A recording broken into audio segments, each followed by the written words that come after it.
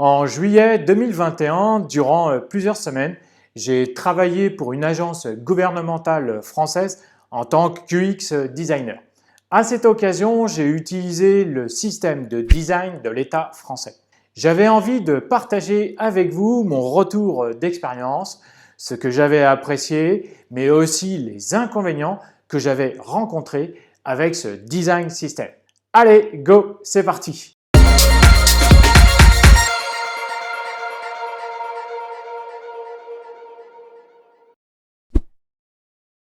Avant de rentrer dans les détails, les avantages et les inconvénients, je voudrais vous faire une présentation assez rapide du DSFR, le Design System de l'État français, qui a été initié par le SIG, le Service d'information du gouvernement. La version V1 de ce Design System a été lancée en avril 2021, après plus de 1 an et demi d'audit, de cadrage, de travaux de recherche auprès de 32 sites de communication de l'État, ce qui est vraiment énorme. En fait, le but de ce design system, c'est de proposer à l'ensemble des designers, des développeurs qui travaillent pour l'État français, de construire des sites web pour les citoyens avec une même cohérence graphique, une meilleure expérience pour l'ensemble des sites de l'État, tout en restant accessible et ergonomique. Dans ce design system, dans ce système de design,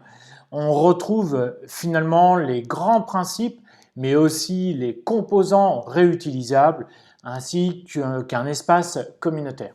Tout d'abord, il a été disponible pour Sketch, puis en juin 2021, il y a une version pour Figma qui est venue. Le système de design de l'État continue aujourd'hui d'évoluer, puisque la dernière version, la V1.3, date de janvier 2022 et donc il y a des mises à jour constantes. Ce qu'il faut savoir, c'est que c'est vraiment un boulot énorme de mettre en place un design system.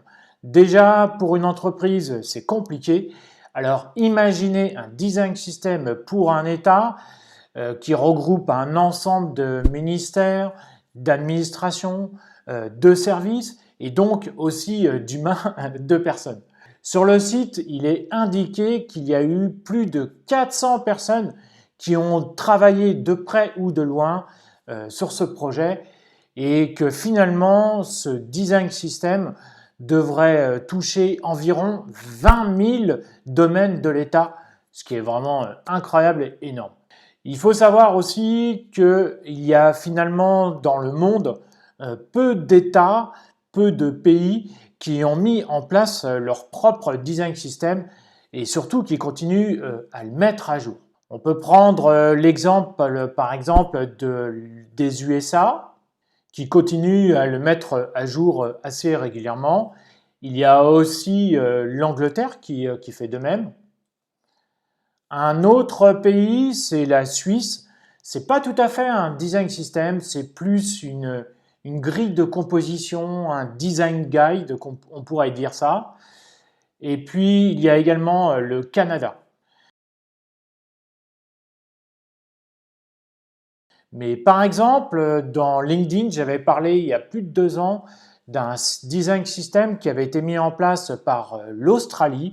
Et finalement, je me suis aperçu très récemment, en préparant cette vidéo d'ailleurs, que l'Australie avait abandonné le design system de l'État et qu'il l'avait stoppé en septembre 2021. Donc finalement, c'est quand même assez compliqué.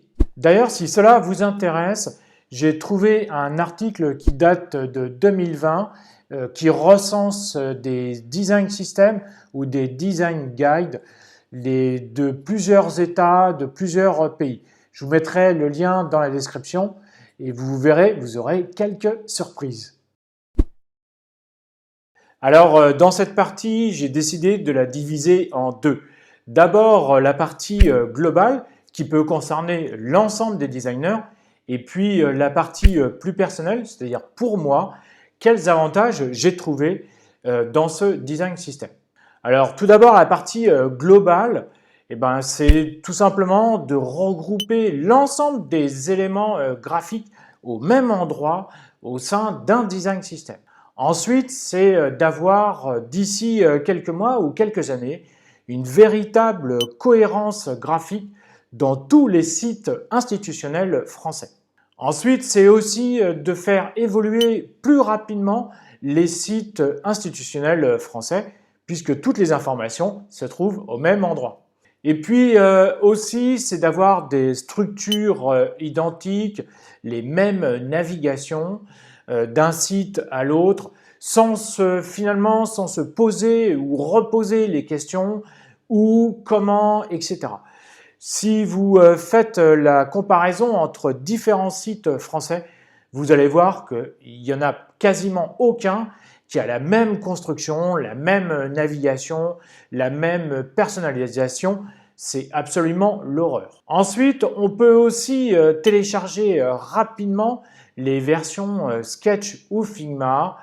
Il y a quelques manipulations à faire pour l'avoir dans Adobe XD. Alors, sur le site Confluence, on sent aussi également qu'il y a une vraie volonté de communiquer, d'informer sur les mises à jour. Et vous pouvez même faire remonter un problème technique ou bien sur un composant ou sur une documentation ou bien de simplement vouloir échanger avec l'équipe. Quels sont les avantages pour moi ? Eh bien, tout d'abord, c'est d'avoir toutes les informations qui sont centralisées au même endroit. Ensuite, je gagne du temps aussi sur ma conception, puisque je n'ai plus qu'à piocher les éléments dont j'ai besoin. Je n'ai plus besoin de me poser certaines questions. D'autre part, je n'ai pas besoin d'aller chercher des informations ailleurs que dans ce design system. Surtout que aller chercher des informations à droite et ailleurs, à droite et à gauche, pardon, eh bien, des fois, les informations sont fausses ou elles sont obsolètes aussi. J'ai aussi l'avantage aussi, pardon, c'est aussi que eh bien, l'ergonomie est globale et c'est même pour tous les sites. Ça veut dire que si je travaille sur plusieurs sites, toute la structure va être la même d'un site à l'autre. Et ça, c'est beaucoup plus rapide, c'est beaucoup plus avantageux. L'autre aussi, c'est qu'il y a une bibliothèque de composants qui est conséquente et donc il y a des mêmes boutons, il y a les mêmes cartes, la même structure d'un menu par exemple. Et tout ça, finalement, je n'ai plus besoin de me poser la question, je n'ai plus qu'à piocher dans ce design system, tout est fait. Ce qui finalement, pour moi, me rend service puisque j'ai plus qu'à prendre de la hauteur sur ma conception, sur mon ergonomie. J'ai plus qu'à me focaliser plus facilement, par exemple, sur des parcours utilisateurs ou sur la conception au sens large. Ce qui est étonnant, c'est que le design system de l'État soit hébergé dans un site comme Confluence qui appartient à Atlassian, qui est une société australienne. J'imagine peut-être qu'il y a eu probablement une raison d'organisation derrière. Je pense aussi que c'est provisoire et que le site devrait migrer sur des serveurs français prochainement. L'autre inconvénient, c'est peut-être la structure et tous les composants qui sont nommés en français. C'est un peu déroutant au début, surtout lorsqu'on travaille sur des outils comme Sketch ou Figma qui sont entièrement en anglais et qu'on travaille finalement sur de l'UI ou de l'UX et généralement tous les composants sont nommés en anglais. Mais je me dis que finalement c'est un faux problème car on s'adapte vraiment rapidement. On va dire que c'est le côté Frenchy du design system français. Le vrai problème, c'est surtout l'arborescence. Par exemple, si je vais chercher un titre, on voit tout de suite qu'il y a de nombreux niveaux et je crois qu'il y en a jusqu'à 6 et cela se répète dans de nombreux composants. C'est véritablement ça le problème, c'est la profondeur de l'arborescence.